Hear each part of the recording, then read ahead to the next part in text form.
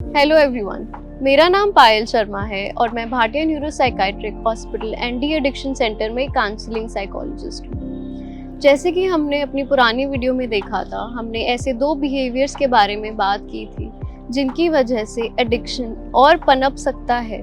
तो आज इस वीडियो में हम बात करने जा रहे हैं कि कैसे उन दो बिहेवियर मैनेज कर सकते हैं। तो जैसे कि हमने लास्ट वीडियो में बात की थी कि एनेबलिंग बिहेवियर्स में फैमिलीज वो सारे काम कर रही होती हैं जो कि पेशेंट खुद कर सकता है, और वो जब पेशेंट खुद काम नहीं करते हैं तो उनको कॉन्सिक्वेंसेस भी नहीं दिए जाते। तो सबसे पहले फैमिली को अपनी आप को एजुकेट करना पड़ेगा। तो इस एनेबलिंग बिहेवियर को मैनेज करने के लिए फैमिली के लिए सबसे ज़्यादा ज़रूरी है कि वो एडिक्शन की बीमारी को समझे, जो कि एक प्रोफेशनल ही सिखा सकता है और बता सकता है कि एडिक्शन की बीमारी कितनी प्रोग्रेसिव हो सकती है, कितनी फेटल हो सकती है। तो ज़रूरी है कि फैमिली एक प्रोफेशनल हेल्प सीख करे और एडिक्शन की बीमारी के बारे में और जाने। फैमिली का ये समझना बहुत ज़रूरी है कि उनका लव, अफेक्शन और केयर, ये बिहेवियर उनके एडिक्शन के बिहेवियर को और स्ट्रॉन्ग कर सकता है। दूसरी चीज़ ये जिसमें हम अपने पेशेंट की रिकवरी में हेल्प कर सकते हैं कि हम अपने पेशेंट की चीज़ों के लिए एक्सक्यूजेस ना ढूंढें। यूजुअली फैमिलीज़ ये कर रही होती हैं कि उनके बिहेवियर को छुपाने के लिए, उनको बचाने के लिए, चाहे वो किसी बेइज्जती से हो या किसी और रीज़न की वजह से हो, फैमिलीज़ यूजुअली उनके बिहेवियर को बचा रही होती हैं और कोशिश कर रही होती हैं कि सोसाइटी में उनका बिहेवियर एक्सपोज ना हो। तो फैमिली को ये समझना पड़ेगा कि हर छोटे बड़े बिहेवियर को एक्सक्यूज ना समझें और उनको कॉन्सिक्वेंसेस देने की कोशिश करें। अगर हम अपने लव्ड वन को कॉन्सिक्वेंसेस फेस कराएंगे तो उनको एक रियलिटी चेक मिलेगा कि उनका बिहेवियर एडिक्टिव बनता जा रहा है या उनका बिहेवियर उनके एडिक्शन को बढ़ा रहा है। पेशेंट के साथ साथ फैमिलीज को एक्सेप्ट करना पड़ेगा, एक्नॉलेज करना पड़ेगा कि ये बिहेवियर अगर बढ़ता गया तो ये इशू क्रिएट कर सकता है। और जब फैमिलीज ये असर्टिव बिहेवियर करने लगेंगी तो फैमिलीज अपने लव्ड वन को एक करेक्ट ट्रीटमेंट भी दिलवा सकती हैं। थर्ड पॉइंट ये है कि हमें अपने पेशेंट्स की रिस्पॉन्सिबिलिटीज़ खुद लेनी बंद करनी चाहिए, जैसे कि उनके बिल्स देना, उनके छोटे मोटे घर के काम करना, जैसे कि लॉन्ड्री के या कोई भी बिल्स भरना।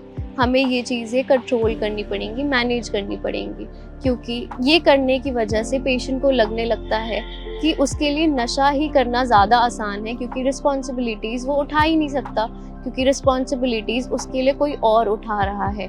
तो पेशेंट का पूरा ध्यान उसकी रिस्पॉन्सिबिलिटीज से हट के एडिक्शन या सब्सटेंस पे चला जाता है। कभी कभी ये फैमिलीज के लिए एक्सेप्ट करना और फेस करना मुश्किल होता है, क्योंकि इनिशियली पेशेंट्स अपनी रिस्पॉन्सिबिलिटीज से भागता है और डिनाई कर रहा होता है रिस्पॉन्सिबिलिटीज को एक्सेप्ट करने के लिए।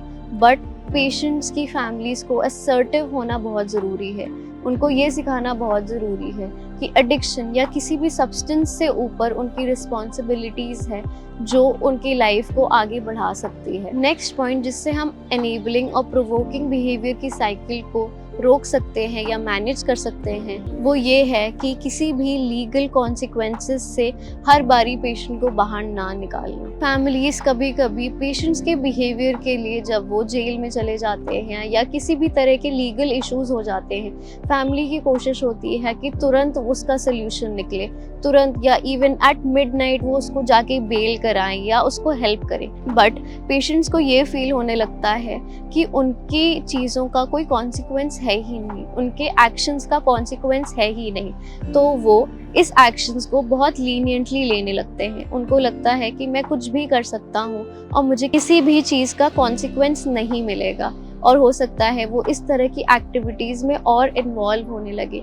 जो कि सोशली अनएक्सेप्टेबल हैं। और फैमिलीज़ के लिए मेरा एक ये क्वेश्चन है कि अगर आपके लव्ड वन इतने ही रिस्पॉन्सिबल डिसीजंस ले रहे हैं तो उनको ऐसी चीज़ों में फंसने की क्या ज़रूरत पड़ सकती है। तो इसीलिए आप देखें कि उनका बिहेवियर पैटर्न हेल्दी है या अनहेल्दी है, और हर बिहेवियर पैटर्न को एनेबलिंग में ना बदलें। अगला पॉइंट जो हेल्प कर सकता है कि हम फाइनेंशियली पेशेंट को हेल्प करना बंद करें, उनको किसी भी तरह का लोन या एक्स्ट्रा मनी प्रोवाइड ना करें। फैमिलीज़ का ये समझना बहुत ज़रूरी है कि अपने पेशेंट को किसी भी तरह का पैसा देके, लोन देके उनकी बीमारी नहीं हटा सकते हैं। एडिक्शन की बीमारी ऐसे काम ही नहीं करती है, बल्कि पैसा देने की वजह से, लोन देने की वजह से उनकी एडिक्शन की बीमारी और बढ़ सकती है। इसीलिए बहुत ज़रूरी है कि सही टाइम पे ट्रीटमेंट की हेल्प लें, एक प्रोफेशनल की हेल्प लें और खुद से इन चीज़ों को सॉल्व करने की कोशिश ना करें, क्योंकि एडिक्शन की बीमारी जब लग जाती है तो उसका प्रिवेलेंस रेट बहुत हाई होता है और एडिक्शन की बीमारी में पेशेंट का मनी मैनेजमेंट बहुत ख़राब हो चुका होता है। वो उस पैसे को किसी ना किसी तरह से अपने सब्सटेंस के यूज़ में ही लगा देता है। तो फैमिलीज़ का अवेयर होना बहुत ज़रूरी है कि किसी भी तरह के लोन में उनकी हेल्प करना या उनको पैसे देना एडिक्शन की बीमारी में उनको हेल्प नहीं कर सकता है। और जब ये सारी चीज़ें, ये एनेबलिंग बिहेवियर बंद होने लगता है, तो जैसे कि हमने लास्ट वीडियो में बात की थी, फैमिलीज़ की प्रोवोकिंग शुरू हो जाती है। अब प्रोवोकिंग को हम कैसे मैनेज कर सकते हैं? फैमिलीज़ के लिए अपने प्रोवोकिंग बिहेवियर को मैनेज करना बहुत ज़रूरी है। फैमिलीज़ को ये समझना पड़ेगा कि अगर पेशेंट ट्राई कर रहा है एडिक्शन क्विट करने की या नशा क्विट करने की, तो उसमें उसका सपोर्ट करें।